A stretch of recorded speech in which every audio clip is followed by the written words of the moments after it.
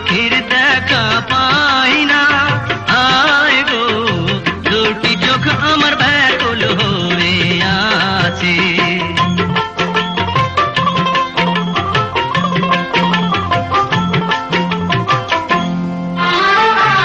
পথের পানেতে